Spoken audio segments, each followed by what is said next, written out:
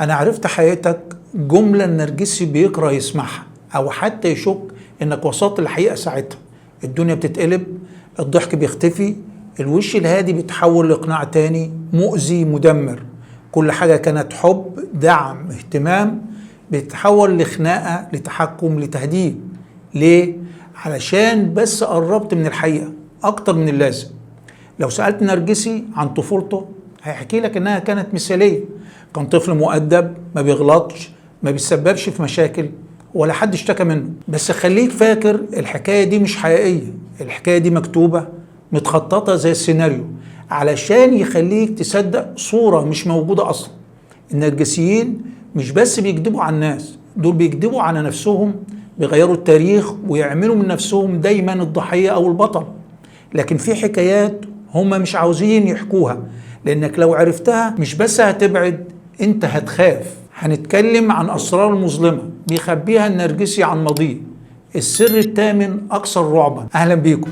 السر الأول إنهم اتعلموا يقلدوا المشاعر ما يحسوهاش. من بدري جدا النرجسي كان بيتفرج على الناس كأنه بيعمل تجارب، شاف الحب، الحزن، الفرح، الغضب، وبدأ يقلد مش من إحساس لكن عشان يعرف يزيف المشاعر. شاف طفل بيعيط عشان لعبته اتكسرت، سجل في دماغه رد الفعل.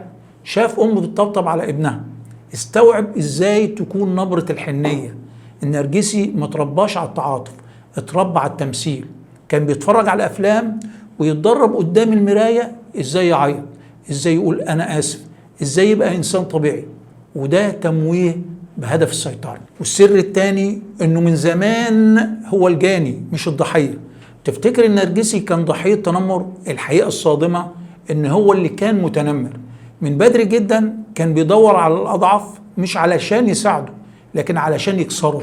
يختار طفل خجول أو مختلف ويتريق عليه قدام الكل، يضحك الناس على حسابه، يحس إنه ملك الساحة. وكل مرة الطفل ده يتكسر النرجسي كان بيحس إنه الأقوى، الأكبر، الأهم. والمصيبة إنه بيستمتع بده، مش لحظة وراحة، دي كانت عادة اتزرعت فيه وهو صغير واتنقلت معاه لبعد تاني في الحياة.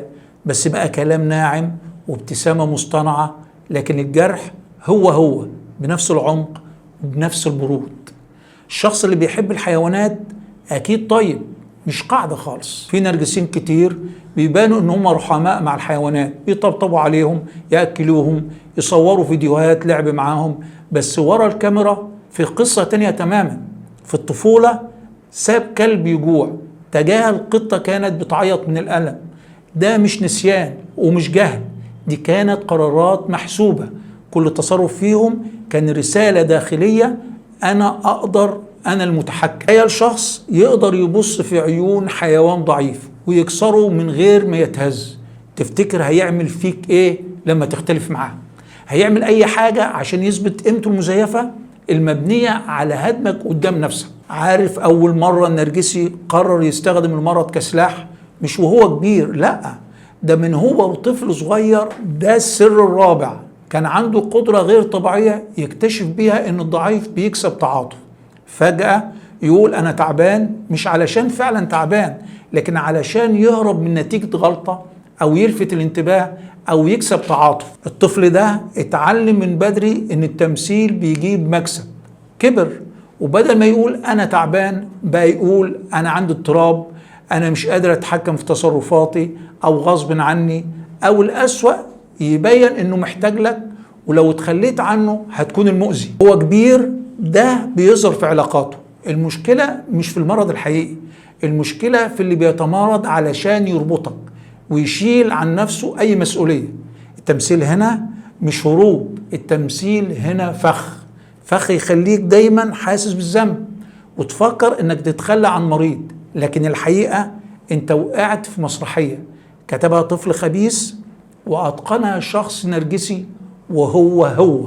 والسر الخامس انه اتعلم ازاي يضحك على الكبار. النرجسي ما كانش طفل عادي، كان أذكى من سنه، بس مش الذكاء الطبيعي. من بدري جدا فهم ان الكبار سهل يضحك عليهم. كان يعرف يقول اللي المدرس عايز يسمعه ويلبس قناع الولد المؤدب في الوقت اللي بيكون فيه مصدر الأذى الحقيقي لزمايله. هو الطفل اللي الكبار بيحبوه بس زمايله بيكرهوه، اللي يفتن ويحرض ويتصنع البراءة، ولما يتكشف يعرف يعيط في التوقيت الصح، يرمي التهمة على حد تاني، أو يمثل إنه الضحية المسكينة اللي اتظلمت. كبر والموهبة دي كملت معاه، بس بدل ما يستخدمها مع المدرس بقى يستخدمها مع شريك حياته، مع أولاده. عارف ليه الناس بتصدقه أكتر منك؟ علشان هو قضى عمره يتمرن على ده، وانت هتبان انك الطرف السيء، وهو هيبان الضحية اللي بيحاول يصلح العلاقة. السر السادس ان النرجسي مش بيعرف يغير زي الناس العادية، هو بيغير لدرجة انه ما بيطيقش يشوفك مبسوط.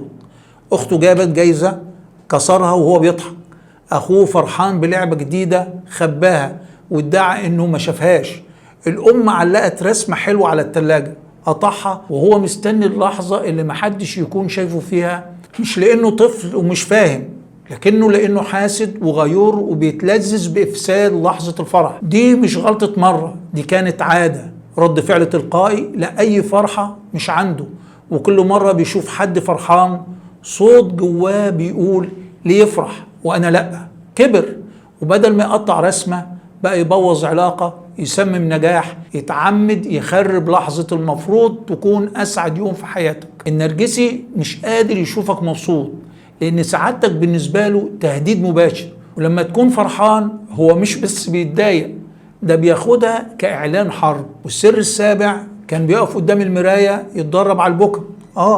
في نرجسيين كانوا بيقفوا قدام المراية يتعلموا يعيطوا، يحاولوا يخلقوا دموع، يغيروا صوتهم، يبينوا ضعفهم، كل ده علشان يبانوا طبيعيين.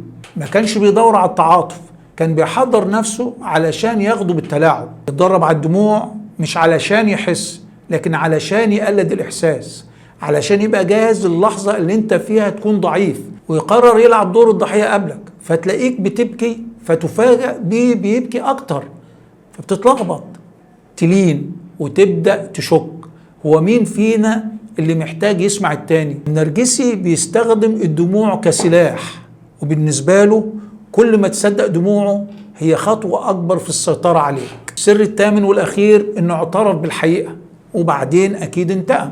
في لحظة ضعف نادرة النرجسي كشف وشه الحقيقي لحد، قال له إنه فاضي من جوه، إنه بيكذب كتير، يمكن حتى قال له إنه بيستمتع وهو بيجرح الناس.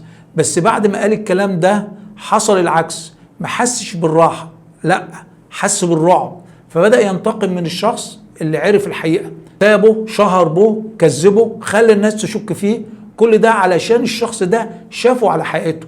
النرجسي عمره ما يتحمل ان حد يعرفه من غير قناع، لانه عارف ان اللي جواه ظلام وخوف وخزي. النرجسي ما بقاش نرجسي فجأة، هو اتبنى واحدة واحدة، كل سر خباه، كل أذى مارسه كانت طوبة في البنيان اللي شكل شخصيته. بس خلينا نكون واقعيين، في أهل عن جهل أو قسوة ساعدوا في تكوين النرجسي ده. أهل دايما يقولوا له أنت أحسن من الكل، أو العكس أنت ولا حاجة، فطلع طول الوقت بيحارب علشان يثبت أنه موجود بس بطرق مؤذية. أهل علموه أن الحب مشروط، وأنه لو عاوز اهتمام لازم يمثل أو يتوجع. كبر وبقى بارد متجمد من جواه، بيتحكم في الناس وبيخاف من أي حد يشوف حقيقته. فلو حسيت ان في حاجة غلط احساسك صح، مش علشان بس اذاك، لكن لانه بدأ يؤذي من زمان، من قبل ما يدخل حياتك.